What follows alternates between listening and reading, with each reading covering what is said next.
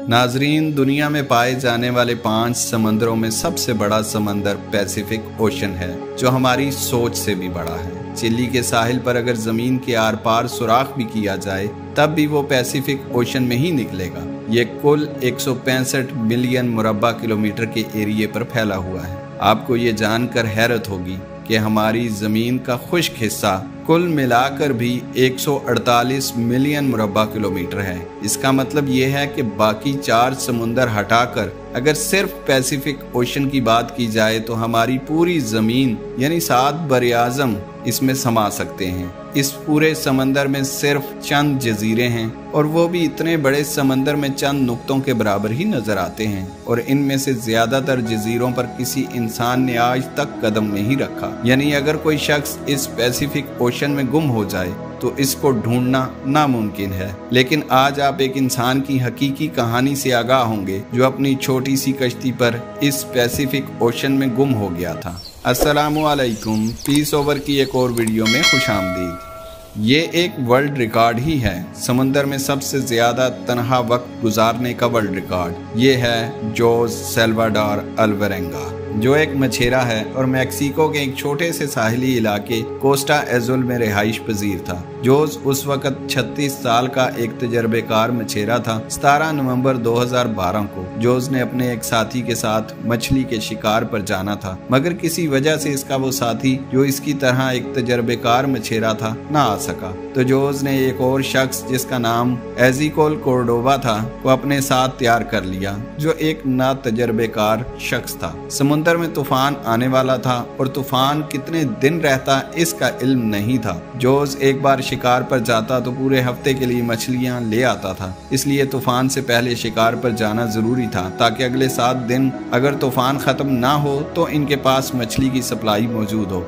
जोस और इसका साथी शाम को समंदर में मछली के शिकार के लिए कोस्टा एजोल के साहली इलाके से निकले। इनके पास एक 7 मीटर की फाइबर ग्लास से बनी कश्ती थी जिस पर कोई छत नहीं थी। मछलियां स्टोर करने और खाने का सामान रखने के लिए एक कूलर था, मछलियां पकड़ने का सामान और एक मोटर जो कश्ती को चलाने के काम आ रही थी। कुल मिलाकर कश्ती को सिर्फ 30 घंटे के लिए समुंदर में जाना था। वो दोनों शाम को साहिल से मछली के शिकार के लिए निकले और चंद घंटों बाद समुंदर में 120 किलोमीटर दूर मछली के शिकार के लिए जाल बिछाने लगे। रात के तकरीबन 1 बजे समुंदर की लहरें तेज होने लगी। जोस समझ गया कि समुद्री तूफान आ गया है, मगर ये उसकी उम्मीद से ज्यादा जल्दी आ गया था। अपनी जानें बचाने के लिए वो जाल को वहीं छोड़कर फौरन साहिल की तरफ पलटे। अपनी कश्ती की रफ्तार को ज्यादा करने के लिए कश्ती में मौजूद वजन को कम करना जरूरी था, जिसके लिए उन्होंने जो भी मछली अभी तक पकड़ी थी जिसका वजन तकरीबन 500 पाउंड था, उन्होंने वो सारी मछली और इसके अलावा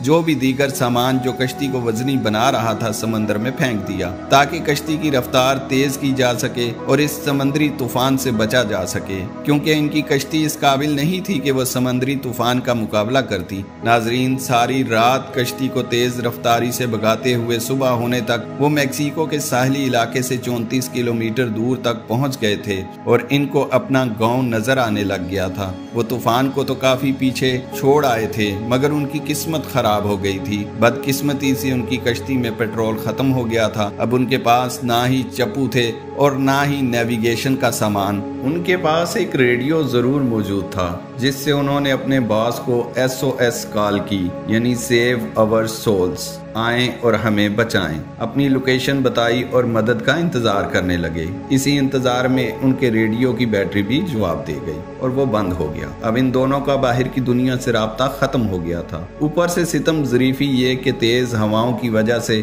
समुद्री लहरों ने इनकी कश्ती को साहिल की तरफ धकेलने की बजाय समुद्र की तरफ धकेलना शुरू कर दिया, और जो साहिल इनको नजर आ रहा था वो अब आहिस्ता आहिस्ता दूर होता जा रहा था। इनकी तलाश में एक सर्च पार्टी निकली और इनकी बताई हुई लोकेशन पर इनको तलाश किया, मगर उतनी देर में समुद्री लहरें इन्हें वहां से दूर समुद्र के अंदर ले गई थी कि सर्च पार्टी को इनका नामो निशान तक न मिला। सर्च पार्टी ने तमाम फिशिंग लोकेशंस और इसके आसपास समुद्र में जहां तक मुमकिन था इनकी तलाश की, मगर इनका कुछ पता न चला। आखिर 5 दिन बाद सर्च ऑपरेशन बंद कर दिया गया। 5 दिन के वक्त में समुद्री लहरों ने जोस की कश्ती को समुद्र में 450 किलोमीटर दूर धकेल दिया था। वो समुद्र के ऐसे हिस्से में पहुंच गए थे जहां हर तरफ सिर्फ पानी ही पानी नजर आ रहा था। इनको मालूम था कि उनकी कश्ती इतनी छोटी है कि इसे दूर से देखना मुमकिन नहीं।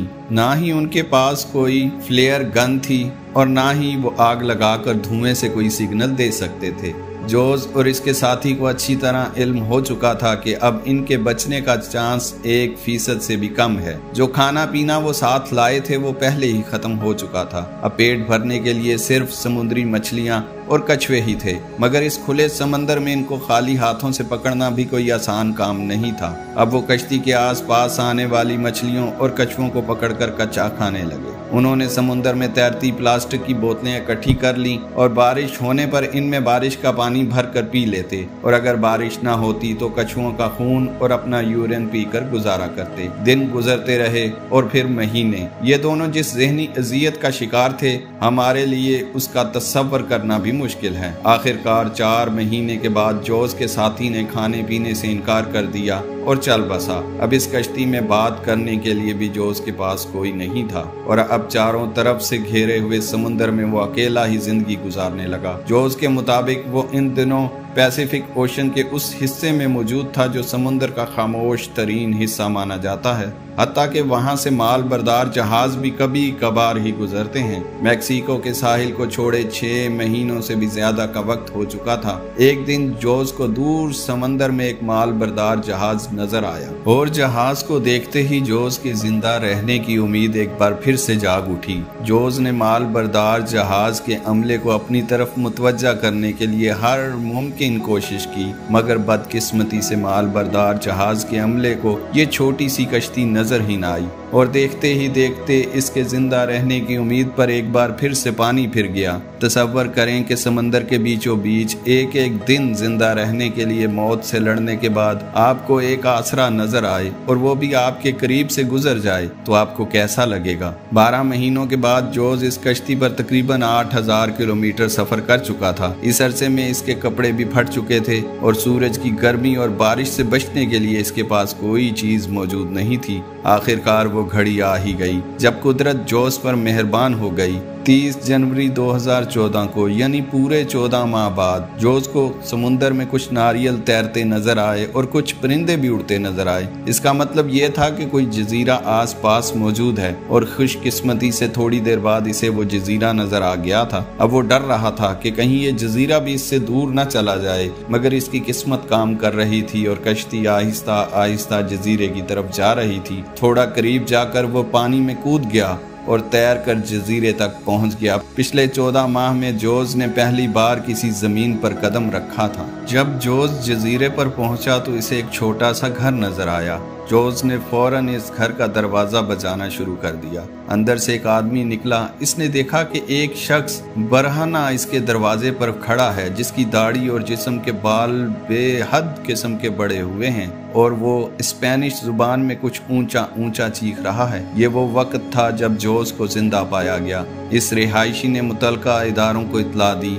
ये जजीरा मार्शल जजीरों का एक दूर दराज का जजीरा था जिसको एबॉन एटोल कहा जाता है, और ये जजीरा जोस के सफर शुरू करने की जगह से 11,000 किलोमीटर दूर है। ये भी जोस की किस्मत थी कि वो पैसिफिक ओशन में छोटे से नुक्ते जैसे नजर आने वाले जजीरे तक पहुंच गया था। अगर जोस से ये जजीरा भी छूट जाता तो अगली मंजिल फिलीपींस होनी थी, जो इस जजीरे से 5000 किलोमीटर मजीद दूर है। वहां से जोस को वापस मैक्सिको भेजा गया, जहां पहुंचते ही जोस को एक और मुसीबत ने घेर लिया। जी हाँ, जोस पर अपने ही साथी को मार कर खाए जाने का इल्जाम लगाकर उसके साथी के घर वालों ने इस पर मुकदमा कर दिया था। उम्मीद है आपको वीडियो पसंद आई होगी। लाइक, शेयर और सब्सक्राइब जरूर करें। शुक्रिया।